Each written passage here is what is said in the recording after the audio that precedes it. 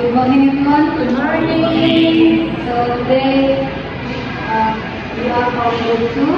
We will present about prosedur pengelolaan kelas dan perancangan kelas. Before we start our class day, let's pray together. Pray together. Finish.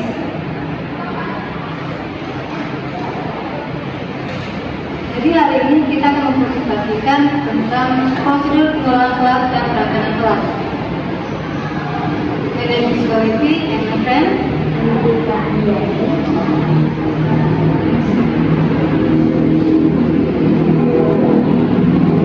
Sebelum kita dalam prosedur pengelolaan kelas, kita harus mengetahui apa yang dimaksud dengan prosedur pengelolaan kelas. Prosedur pengelolaan kelas adalah serangkaian langkah sistematis yang dilakukan guru untuk menciptakan, mengoptimalkan, dan mempertahankan lingkungan belajar. Kelas diibaratkan sebagai orkestra musik, artinya kita sebagai guru ibaratkan sebagai konduktor, dan murid harus bermain sesuai dengan yang benar. Karena kalau tidak, maka kelas yang akan dihasilkan menjadi kacau.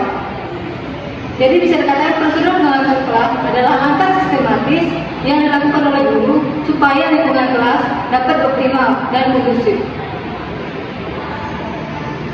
Selanjutnya berdasarkan Rohiyatun dan Mulyani 2017, kelas adalah ruangan belajar, itu lingkungan fisik, dan rombongan belajar, lingkungan emosional. Lingkungan fisik meliputi ruangan, keindahan kelas, pengaturan tempat duduk, pengaturan sarana dan alat pengajaran, ventilasi dan pengaturan cahaya. Sedangkan lingkungan sosio-emosional meliputi titik kepemimpinan guru, sikap guru, suara guru, dan pembinaan hubungan yang baik. Artinya, fungsi-fungsi prosedur pengelolaan. Yang pertama planning, perencanaan, menetapkan langkah-langkah pencapaian tujuan. Misalnya guru membuat aturan kelas di awal pembelajaran, itu masuk dalam planning. Selanjutnya pengorganisasian, mengatur sumber daya secara optimal. Sumber daya langsung seperti siswa, meja, pengaturan tempat duduk, itu masuk dalam pengorganisasian. Hal ini supaya pembelajaran dapat terjaga dengan baik. Selanjutnya adalah leading, kepemimpinan, memimpin pelaksanaan rencana. Itu artinya adalah bagaimana guru membuat perencanaan terimplementasi dengan baik. Selanjutnya adalah controlling, pengawasan, mengawasi jalannya rencana agar sesuai tujuan. Misalnya guru melakukan feedback atau revisi ketika ada kesalahan dalam langkah-langkah pembelajaran. Selanjutnya, menurut Amir Teguh 1981, prosedur pengelolaan kelas mencakup 4 langkah. Yang pertama, memahami dan menguasai peningkatan potensial, perubahan perilaku, ikut sosio-emosional, dan proses kelompok.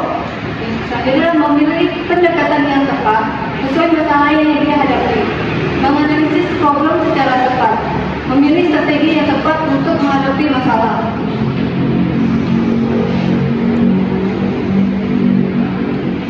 Ada 2 prosedur pengelolaan kelas. Yang pertama adalah prosedur preventif. Prosedur preventif adalah tindakan pencegahan sebelum terjadinya perilaku menyimpang dengan menyediakan kondisi fisik maupun sosio-emosional yang nyaman bagi siswa. Prosedur preventif artinya sebelum terjadi penyimpangan. Selanjutnya, ada 5 komponen prosedur preventif menurut Afisa dalam bukunya pada tahun 2014. Yang pertama adalah peningkatan kesadaran diri sebagai guru. Guru harus sadar, ada memahami kekurangan diri sendiri dan apa yang harus diperbaiki ke depannya. Jadi ada peningkatan kesadaran pada siswa. Siswa harus bisa memahami dan menghargai guru. Yang selanjutnya adalah bersikap polos dan tulus. Artinya guru harus melakukan pembelajaran dengan tidak membeda-bedakan siswanya. Selanjutnya adalah pengendal alternatif pengelolaan kelas. Misalnya pengelolaan kelasnya tidak efektif, maka harus ada peningkatan dan harus ada perbaikan ke depannya. Kemudian membuat kontrol sosial. Kontrol sosial misalnya ketika di awal pembelajaran, guru melakukan atau membuat peraturan yang melibatkan kerjasama dengan siswa. Aturan tersebut harus disetujui oleh siswa. Selanjutnya, prosedur kuratif. Prosedur kuratif adalah tindakan untuk menyembuhkan penyimpangan tingkah laku yang telah terlanjur terjadi agar tidak berlarut-larut dan mengganggu proses belajar mengajar. Prosedur kuratif artinya sudah terjadi penyimpangan.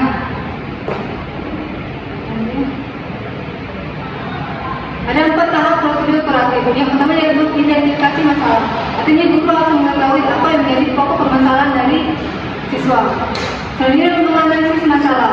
Artinya mengetahui lebih dalam tentang masalah yang terjadi. Selanjutnya menilai alternatif pemecahan masalah. Ketika sudah menganalisis pokok permasalahannya, guru harus melakukan pencarian solusi yang tepat. Alternatif artinya jika ada solusi yang pertama, harus ada solusi yang kedua. Jika solusi kedua tidak berhasil, maka harus kita melakukan solusi yang kedua. Yang selanjutnya adalah mengetahui dan feedback hasil pelaksanaan. Artinya ketika sudah melakukan solusinya dan solusinya, maka guru harus melakukan feedback, artinya menganalisis kembali apakah hasil yang diberikan itu efektif dan sesuai.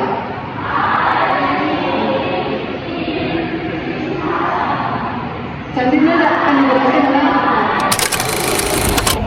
selanjutnya prosedur bagi pekerjaan individual dan kegiatan yang dibimbing guru. Yang pertama yaitu perhatian siswa selama presentasi. Maksudnya itu adalah ketika ada kemarin presentasi, siswa harus memperhatikan. Kemudian yang kedua, partisipasi siswa. Siswa harus aktif berpartisipasi selama proses pembelajaran berlangsung. Yang ketiga yaitu berbicara kepada sesama siswa. Siswa diperbolehkan berdiskusi kepada sesama siswa jika itu dibutuhkan. Misalnya ketika sedang presentasi seperti ini, kita dibutuhkan berdiskusi, maka diperbolehkan untuk berbicara sesama siswa. Yang keempat itu mendapatkan bantuan. Mendapatkan bantuan ketika si siswa itu mengalami kesulitan, maka siswa harus meminta bantuan kepada teman atau kepada seorang guru. Yang terakhir yaitu ketika pembelajaran individual telah selesai. Maksudnya itu adalah ketika pekerjaan individu si siswa itu selesai, maka siswa harus menunggu arahan dari guru selanjutnya. Prosedur penggunaan ruang kelas. Yang pertama itu meja guru. Siswa tidak diperbolehkan untuk memindah apapun yang ada di meja guru tanpa izin guru tersebut. Yang kedua yaitu meja siswa. Siswa harus tetap menjaga kebersihan dan dilarang mengganggu meja siswa lainnya. Yang ketiga, penyimpanan umum berlabel aturan kapan dan bagaimana material boleh diambil atau dikembalikan. Maksudnya itu adalah ketika meminjam sesuatu maka harus dikembalikan sesuai dengan aturannya. Yang keempat, wastafel dan pensil. Satu siswa satu waktu hanya saat guru tidak sedang mengajar. Maksudnya itu adalah penggunaan wastafel atau alat tulis lainnya harus digunakan ketika meminjam, itu harus dikembalikan secara aturan tersebut. Nah, selanjutnya toilet ini ada prosedur kebersihan yang ditetapkan ini untuk menjaga kebersihan dari toilet tersebut. Selanjutnya yaitu komputer. Komputer itu digunakan ketika kegiatan pembelajaran membutuhkan komputer tersebut, dan itu sesuai dengan arahan dari seorang guru. Selanjutnya, pengertian rancangan pengelolaan kelas. Rancangan pengelolaan kelas adalah serangkaian kegiatan yang disusun secara sistematis berdasarkan penelitian yang rasional untuk mencapai tujuan tertentu dalam pengelolaan kelas. Maksudnya itu adalah rancangan kelas ini dibuat untuk membuat suasana kelas itu lebih efektif dan lebih nyaman ketika proses pembelajaran berlangsung. Maka rancangan pengelolaan kelas ini sangat penting untuk dilakukan. Ada 5 faktor yang harus diperhatikan dalam menyusun rancangan pengelolaan kelas. Ini berdasarkan Afriza 2014. Yang pertama itu pemahaman terhadap arti, tujuan, dan hakikat pengelolaan kelas. Maksudnya itu adalah seorang guru harus tahu apa sih tujuan dari rancangan pengelolaan kelas, dan apa itu rancangan pengelolaan kelas. Guru harus tahu apa perhatian dari hal tersebut dan tujuannya apa. Terus selanjutnya pemahaman terhadap hakikat siswa yang dihadapi. Ini adalah guru harus tahu bagaimana siswa yang dia hadapi. Misalnya ketika ia mengajar di ruangan kelas ini, jadi ia harus tahu bagaimana karakter dari siswa yang dia ajar. Kemudian pemahaman terhadap bentuk penyimpangan dan latar belakang. Misalnya ketika di dalam ruangan kelas itu terjadi sesuatu yang melanggar aturan, maka guru itu harus tahu apa yang melatar belakangi siswa tersebut melakukan hal itu. Selanjutnya pemahaman terhadap pendekatan-pendekatan yang digunakan. Seorang guru harus tahu bagaimana pendekatan-pendekatan yang tepat ketika ia mengolah ruangan kelas tersebut. Selanjutnya pengetahuan dan keterampilan dalam membuat rancangan prosedur. Seorang guru harus membuat rancangan prosedur pengelolaan kelas yang baik berdasarkan pengetahuan dan keterampilan. Tentunya seorang guru harus tahu bagaimana pengelolaan kelas yang baik itu dengan strategi-strategi yang sudah menjadi pengalaman sebelumnya. Oke, langkah-langkah pengelolaan kelas.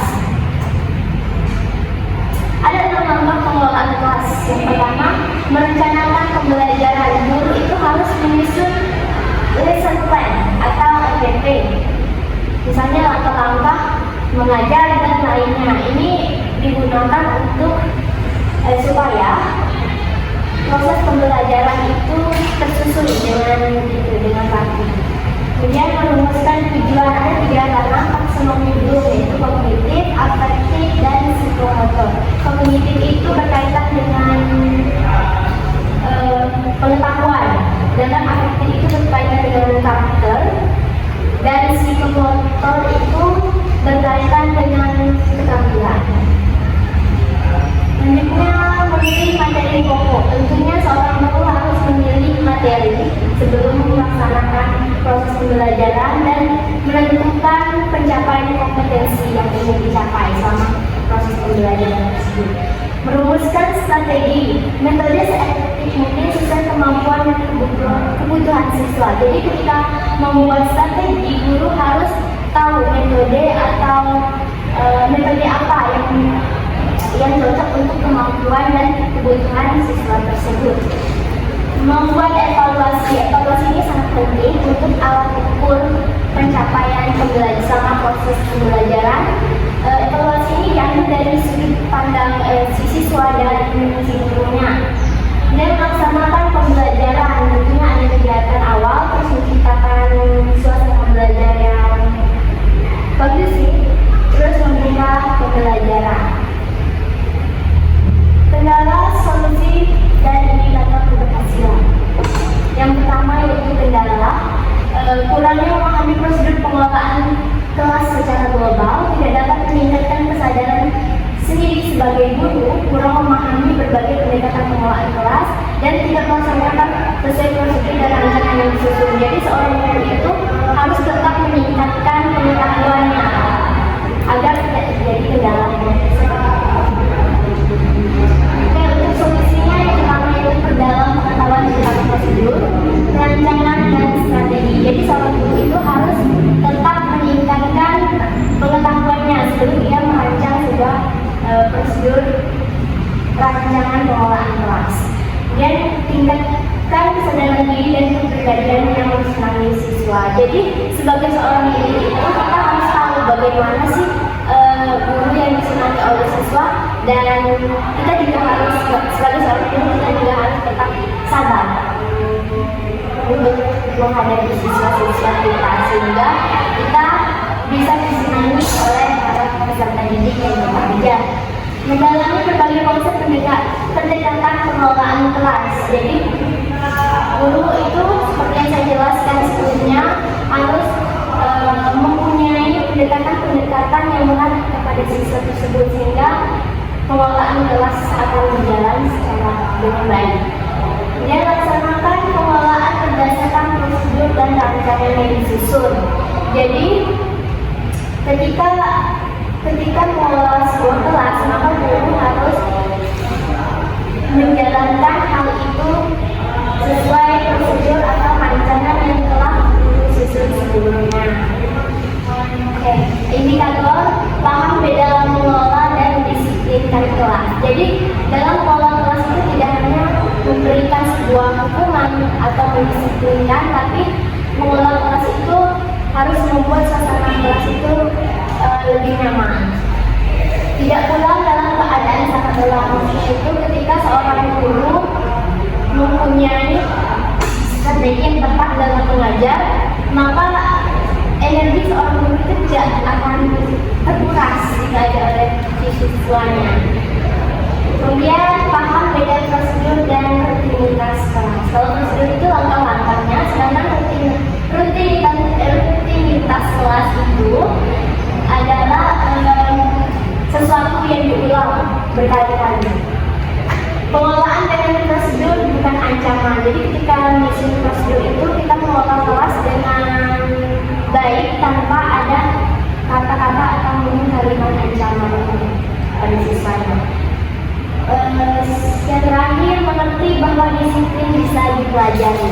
Ini maksudnya adalah disiplin itu bukan dibawa dari lahir. Disiplin itu bisa diajar ketika seorang itu lahir, misalnya di dalam rumahnya, orang tuanya mendisiplinkan anaknya melakukan hal tersebut. Maka di sini mengatakan disiplin itu bisa dipelajari. Ini adalah referensi yang kami gunakan di presentasi kami hari ini, dan tentu saja kami mengambil dari buku yang telah diberikan. Oke, sebelum kami lanjut ke kesimpulan, apakah ada pertanyaan? Oke, selanjutnya kesimpulan. Kesimpulan dari presentasi kami hari ini adalah pengelolaan kelas yang efektif membutuhkan prosedur sistematis yang mencakup dua pendekatan utama, yaitu prosedur preventif pencegahan sebelum penyimpangan terjadi dan prosedur kuratif, yaitu penanganan setelah penyimpangan terjadi. Yang keduanya harus dirancang secara matang dengan memperhatikan kondisi fisik, sosio-emosional, karakteristik siswa, serta pendekatan yang tepat, sehingga guru mampu menciptakan lingkungan belajar yang kondusif, teratur, dan mendukung kelancaran proses pembelajaran. Jadi pengelolaan kelas itu sangat penting dilakukan oleh seorang guru. Oke, sekian presentasi dari kelompok kami. Terima kasih atas perhatiannya. Selamat pagi.